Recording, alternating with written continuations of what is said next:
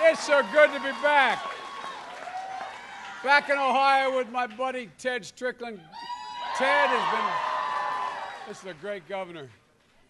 What a difference a governor makes. But I see people all the way out there in the hallway. I apologize for not being able to get in. Thank you all for being here, folks. And it's also good to be back in Athens. The first time I was in Athens was on October, I think it was the 18th or 19th, 1963. My football team, University of Delaware, came to avenge a loss of 1961. You all beat us 17-60. Any Bobcats in the house, by the way? Well,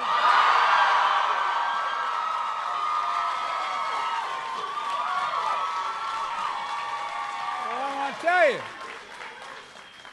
I got here. Well, wait a minute. Ease up on the blue hands now. Oh, there's a blue hand.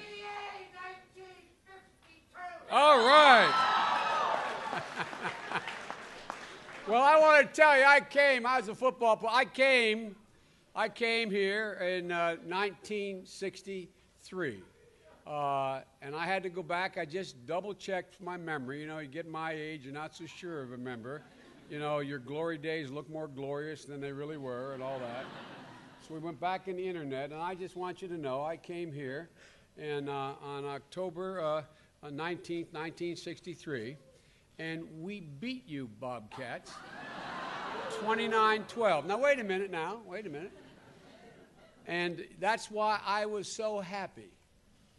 I was so happy that when the Bobcats went to Happy Valley, they learned what a Bobcat was. Because now I got bragging rights. Y'all beat Penn State, and so I can say, well, they beat Penn State, and 500 years ago, we beat them once. I tell you what, man, what a day, man. I still am a football nut, and I tell you, what a game. Look, folks, Mr. Mayor, I got to meet Mayor White outside. Thank you for the passport back in the city. As a matter of fact, the last time I was here, I want to make clear to the press, I didn't get arrested, but I almost did, because back in those days, you students won't appreciate this, men weren't allowed anywhere near a woman's dorm. And I got invited into a dorm. I thought I was walking into the waiting room. I got brought into the hallway. And I got escorted out very quickly by an Athens policeman. But true story, unfortunately. Anyway, I want to thank Justice Brown for being here. We got the campaign a lot. I don't know where she is, but I love being with her, and thank you for being here, Justice. And, you know, as I said, Governor Strickland, he's an old folk, an incredible champion for the middle class, a guy whose life story is testament to what folks are able to do when given a half a shot. You know, as the governor pointed out in his convention speech, this country faces the starkest choice for president, at least in my memory. And, you know, folks, if you listened to Governor Romney and if you listened to, well, they talked about at their convention, and they listed all the terrible things that have happened as a consequence of the Great Recession. And then their theme is they want to restore American dreams and greatness after listing all the things and how they want to restore it. It kind of crossed my mind, I don't know if it crossed yours. I've wondered, how in God's name do they think this thing happened in the first place? No, I mean it. Think about it. I mean, it's like all of a sudden, one day, descended from heaven, the Great Recession. How do they think it happened? As my youngest granddaughter would say, you know, Pop, did Casper the Friendly Ghost do it? I mean, where did it come from? Well, folks, what they didn't tell you is that the very same policies they're running on today are what got us in this mess in the first place. And that you all, this nation has worked so hard to drag ourselves out of. And what were these policies? Well, They laid out, they have all these policies. But what are they? But they didn't have the courage to tell you what the policies are they're proposing now. A lot of hortatory language, but they didn't have the courage to tell you. Well, folks, it will shock you. I have the courage to tell you what their policies are. Let me tell you.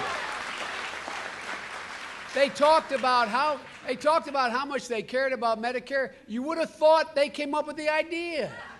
You would have thought they were really fighting for it for the last 50 years. I mean, they talked so fervently about it.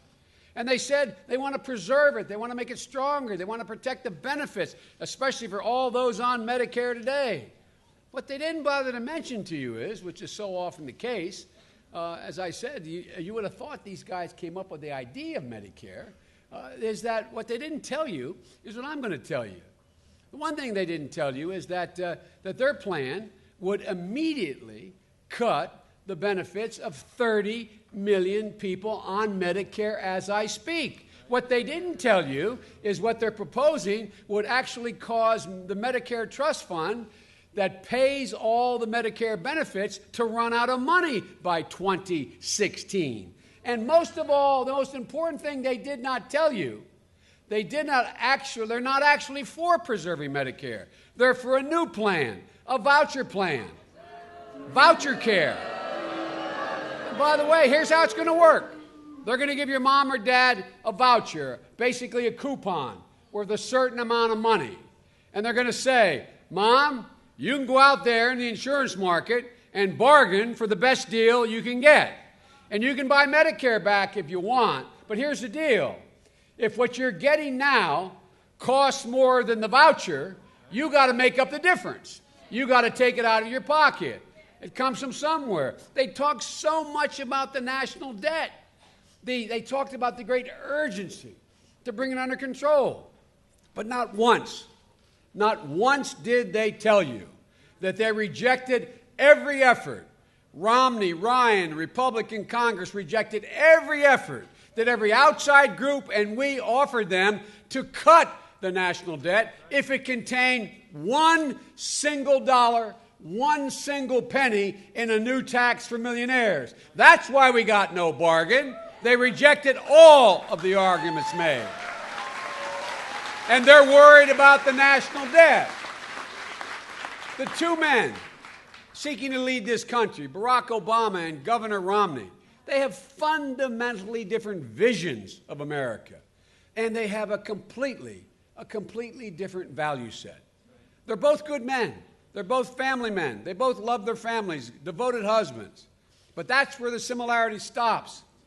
Governor Romney believes, for example, that in a global economy, it really doesn't matter much where a company invests or where a company creates jobs. I've been in Ohio for now about not quite 24 hours. I landed last night late in Columbus. I've already saw, before I left Columbus with John, I had breakfast with John and Annie Glenn. Talk about great people. But before I left my hotel in Columbus, I had seen 3 times the same ad. President Obama is sending your jobs to China. He's not creating jobs in Ohio. I found it absolutely fascinating. Absolutely fascinating. It calls for the willing suspension of disbelief. Ladies and gentlemen, Governor Romney, the man whose company was referred to as the pioneer of outsourcing, the man who thought it was okay to let Detroit go bankrupt, the man who criticized the president and me as being protectionist when we stood up against China for American tire industries and won the case. That same man. That same man is saying we're sending jobs to China. Ladies and gentlemen, this is the guy, Governor Romney. He not only everything he's already done, he's got a new tax proposal for you. No, seriously. He proposes what's called a territorial tax. Some countries have it. It's called a territorial tax. Translated, and all you students understand this from your economics class, translated, it means American corporations won't have to pay a single cent in American taxes for any profit they make overseas, whether they bring them home or not. And by the way, the experts point out that will create 800,000 jobs in China. in Indonesia, in Vietnam. Folks, you know what I found most fascinating about their convention? Is when Governor Romney in his acceptance speech made an absolute firm commitment. He said, and if I'm elected president, I will go on a jobs tour. Well, with all the outsourcing he supported, the new tax policy, it's going to have to be a foreign trip. His jobs tour. Ladies and gentlemen, look, as I said, the president and Governor Romney have fundamentally different views on the importance of where we create jobs. President Obama knows that creating jobs in America, keeping jobs in America, and bringing jobs back to America, that's the job of a president. That's the president's job. And ladies and gentlemen, and wasn't it fascinating how at their convention they discovered the middle class? I mean, they found out there's a middle class. They talked about it incessantly, the middle class.